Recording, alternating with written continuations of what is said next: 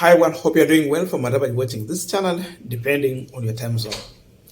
Now, there is a photo trending on social media where the Indonesian President Joko Widodo was visiting this country. And while at Statehouse, if you check in that video, Ruto was introducing the Indonesian President to the Prime Cabinet Secretary Musalia Mudavadi. Then behind the photo, you can see Rigathi Gachagwa. And seemingly, if you look close to that photo, many people have really circled that photo as they share. You would see Gachagwa seemingly looking unhappy. The mood is gloomy. He is in somber mood. No happiness. And seemingly he looked like he's in deep thought. And Kenyans are wondering why Gachagwa is an unhappy man in this photo.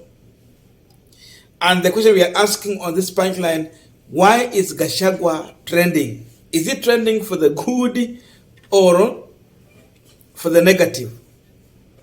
We want to look deep into that, but just a quick request for those who are watching and you are not subscribed, please consider subscribing. To our return subscribers, I must say thank you so much. And again, to all our viewers, please give this video a thumbs up. Thank you so much, and back to this discussion. Now, there are very serious reasons why Gachagwa seemingly is not happy. Number one, Gachagwa has a feeling that he is being sidelined by William Samoei Ruto in some areas within the operations in Kenya Kwanza government. Yes, he would make noise at some point, but the truth is that he has a feeling that he is not in touch in some of the operations in various areas. Because of that, Gachagwa is in that state. So even you would find in his mind is thinking, what is Ruto discussing with the Indonesian president together with the Musalia Mudavadi? Na yeye hayuko hapa mahali penye wanaongea. That could be what he's thinking in his mind. Wanasema nini? Kwa nini mimi siko hapo? A feeling of being sidelined. And this takes me to his speech when he was in Kalonzo Musyoka's stronghold of Ukambani.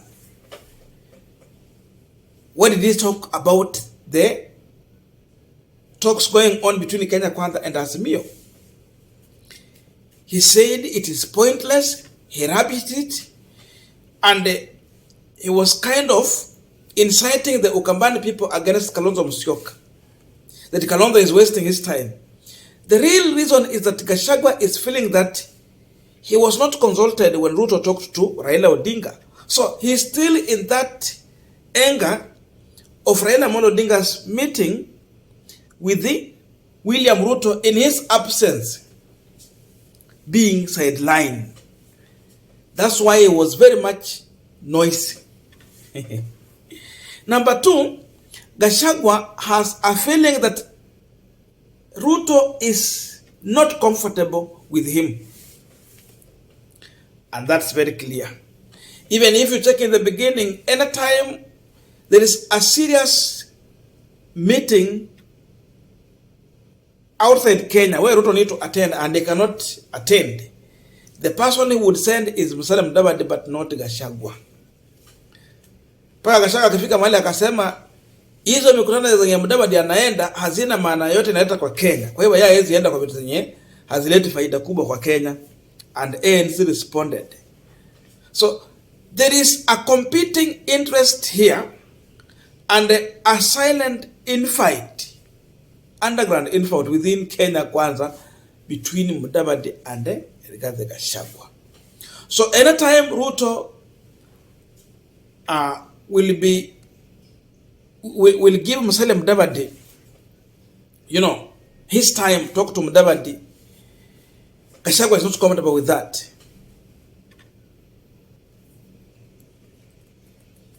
Because even Ruto himself is not comfortable with him.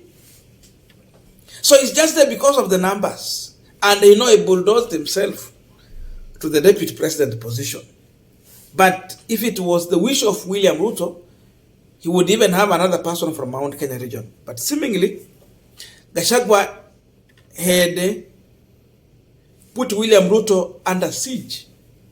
Ruto was under capture. So he had no option but to choose him. And seemingly, Gachagwa is aware that Ruto knows that he is his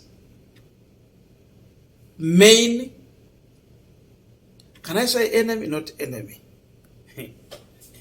He is his main threat to power. Just imagine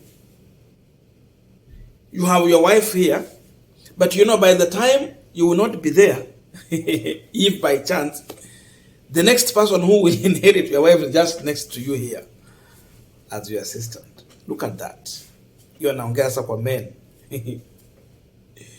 So Ruto knows that at any point, if he's incapacitated to work, the person who will be next on the line is Rigathi Gachagua. Kama yeye ameruka akili hawezi fanya kazi, Gachagua atakuwa hapo. Kama yeye ni mgonjwa kabisa hawezi fanya kazi, Gachagua ako hapo. Akitoka nje, Gachagua ako hapo. Kama hatakuwa hai, Gachagua ndiye atachukua power. So, forget about Raila Odinga. The biggest risk for William Ruto is none other than Rigathi Gachagua. So he knows that. And because of that, and any other president we have had in this country, apart from Kenyatta, they have always feared their number two. Moi, ukuje kwa William Samoei Ruto. For Kibaki, it was somehow different because he really needed that support from Kalonzo. So, there is always fear of number two. So, seemingly, because of that, Ruto is much more comfortable being around with the Musalia Mudavadi than being together with his deputy Rigathi Gachagua. Because then, unajua, hata mtu anaweza toa uhai wako tu ndio apate ile. If you have a greedy deputy, it can go to an extent of plotting on your execution just to take over from you. Because of that, hata Raila sio ile big threat. The biggest threat here is none other than Rigathi Gachagua to William Ruto. So yeye ndio ako tu in line just next after him in case anything will happen to William Ruto within their period of serving. Kwa ile tamu yenye wako, kitu ikifanyika, hako hapo. Ona mambo ilifanyika Tanzania. Wakati Magufuli alienda na Mungu ailaze roho yake mahali pema peponi, Samia Suluhu took over power. So because of this Ruto would be comfortable with Mudavadi than being with the Gachagua. And again, in my view, seemingly to William, because people are asking why and what is the work of Musalia Mudavadi? Again, wanasema ghost worker. For sure, if you check on Kenya Kwanza, Mudavadi is the silent deputy to William Ruto, but Gachagua is the loud noise maker in the Kenya Kwanza government. That's the truth. And that's why you see, when Gachagua is out, ameenda labda kutuma kufanya kitu kingine kule nje, ama kwa hafla nyingine tofauti, Mudavadi will be the one introducing William Ruto. So anafanya kazi ya Gachagua. Gachagua akiwa afanye. Kama hayuko, Mudavadi anafanya. Ama kama ametoka nje, Mudavadi ndiye anafanya hizo kazi zote. Because of that, Gachagua is always intense. He is always in panic.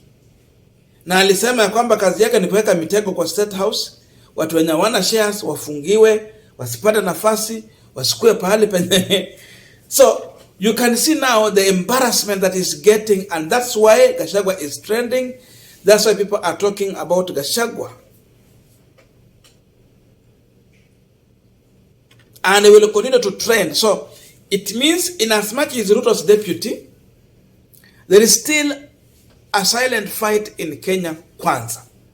And seemingly, the most preferred person that Ruto is comfortable with is Mudavadi in comparison to his deputy, Rigathi Gachagua. Let us continue with this discussion in the comment section so that we can also get to know your views as far as that photo is concerned. Thank you and see you in our next video.